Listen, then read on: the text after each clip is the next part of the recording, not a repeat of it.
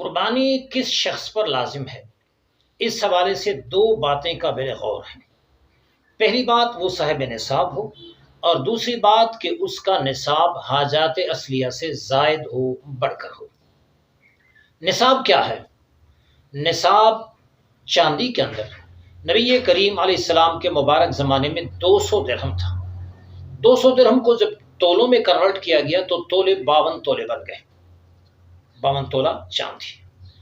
اور جہاں تک سونے کا تعلق ہے تو نبی کریم علیہ السلام کے زمانے میں 20 دینار سونے کا نصاب تھا۔ جب تولوں میں کنورٹ کیا تو آج کل 7.5 تولے بن گئے۔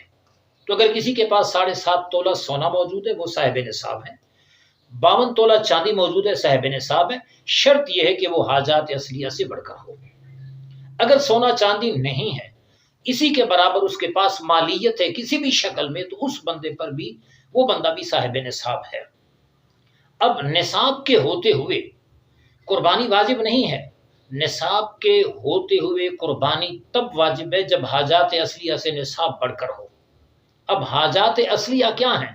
حاجات اصلیہ کو فقہاء کرام خاص کر فتاوی عالمگیری میں، جو کہ 500 علماء مقتدر کا متفقہ وہ مرتب کردہ کتاب ہے، اس میں انہوں نے لکھا کہ رہائش کا مکان اور رہائش کے مکان میں استعمال کے برتن وغیرہ، یعنی سامان خانہ داری ایک آدمی کے پاس موجود ہو، اس کی سواری بھی ہو، اور اس کا خادم جو ہے وہ بھی حاجات اصلیہ میں ہے، اور اس کے استعمال کے کپڑے۔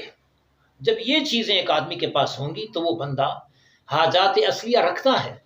اب ان حاجات اصلیہ سے بڑھ کر اس کے پاس سونا یا چاندی اس حد تک ہوگا، یعنی 52 تولہ چاندی، 7.5 تولہ سونا، یا پھر ان کے برابر مالیت اس کے پاس موجود ہے، اس بندے پر قربانی واجب ہے۔ اگر کسی کے پاس پیسہ نہیں ہے، سونا نہیں ہے، چاندی نہیں ہے، لیکن اس کے گھر کے جو کپڑے ہیں اتنے زیادہ، جس طرح کہ آج کل ہوتا ہے، یا گھر میں فالتو برتن ہیں اور ان کا حساب لگایا جائے، نصاب تک قیمت پہنچتی ہے، اس بندے پر بھی قربانی واجب ہے۔ تو معلوم یہ ہوا کہ قربانی ہر اس شخص پر واجب ہے جو صاحب نصاب ہو، اور اس کا نصاب حاجات اصلیہ سے بڑھ کر ہو۔ ہر اس بندے پر قربانی ادا کرنا واجب ہے۔